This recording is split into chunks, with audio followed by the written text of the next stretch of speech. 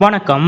திடீரென டாப் அதிகாரிகளை எல்லாம் மொத்தமாக அழைத்து முதலமைச்சர் மு க ஸ்டாலின் அவர்கள் போட்ட ஆடி போன அதிகாரிகள். அப்படி முதலமைச்சர் மு க ஸ்டாலின் அவர்கள் டாப் அதிகாரிகளை எல்லாம் மொத்தமாக அழைத்து என்ன செய்தார் என்பது பற்றிய முழு விவரத்தோட இப்ப நம்ம பார்க்கலாம். கள்ளக்குறிச்சி விவகாரத்தின் ஈரம் கைவதற்குள்ளாக ஆம்ஸ்டாங் கொலை விவகாரம் முதலமைச்சர் மு க ஸ்டாலின் அவர்களை மிகுந்த அப்செட் ஆக்கியுள்ளது. தொடர்ந்து எதிர்க்கட்சிகள் இந்த விவகாரங்களை மையப்படுத்தி முதலமைச்சர் மு க ஸ்டாலின் அவர்கள் பற்றியும் ஆளும் திமுக அரசு பற்றியும் கடுமையான விமர்சனங்களை முன்வைத்து வருகின்றனர். குறிப்பாக இந்த விவகாரம் தமிழ்நாடு தாண்டி இந்திய அளவிலும் அதிர்வலைகளை ஏற்படுத்தியுள்ளது. கடந்த 3 ஆண்டுகளாக தமிழ்நாட்டில் முதலமைச்சர் மு க ஸ்டாலின் அவர்கள் சிறப்பாக ஆட்சி செய்து வருகிறார் என்று பல்வேறு மாநிலங்களும் புறமுயர்த்தி பார்த்து வந்த நிலையில் அடுத்தடுத்து நடைபெற்ற இந்த 2 சம்பவங்கள் திமுக ஆட்சியின் கரும்புள்ளியாக மாறியுள்ளது. இந்த நிலையில்தான் முதலமைச்சர் மு க ஸ்டாலின் அவர்கள் பல்வேறு அதிரடியான நடவடிக்கைகளை மேற்கொண்டு வருகிறார். அந்த வகையில் சென்னை மாநகர காவல் ஆணையர் சந்தீப் ராய் ரத்தோர் அவர்கள் பணியிட மாற்றம் செய்யப்பட்டுள்ளார். அவருக்கு பதிலாக சென்னை மாநகர புதிய காவல் ஆணையராக சட்டம் ஒழுங்கு ஏடிஜிபியாக இருந்த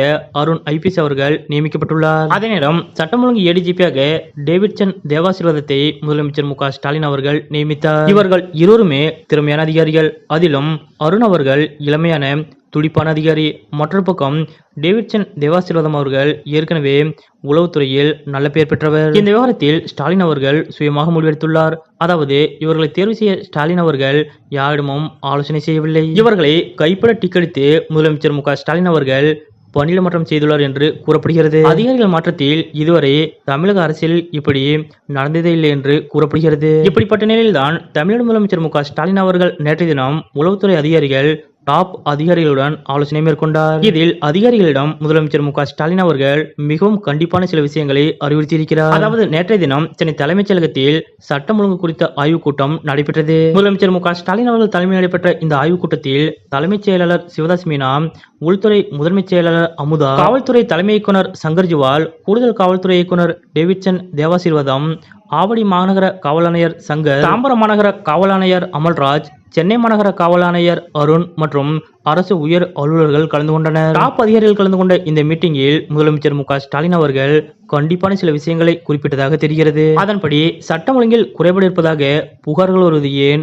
கடந்த வருடத்தை விட இந்த வருடம் கிரைம் அதிகரித்துள்ளதா?